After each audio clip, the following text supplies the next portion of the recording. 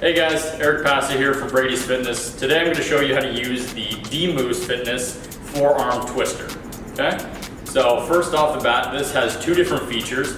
One is using the actual pipe itself, and the other is using just the wheel. So I'll show you how to dismember that right now. So on the inside of the wheel, there's this little tog, and you'll press it down, and then you'll be able to slide the wheel off and dismember it.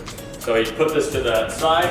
If you're not going to use the conventional arm twister the way that it's designed with the pipe, and you could use it just using the wheel, which is a lot more challenging.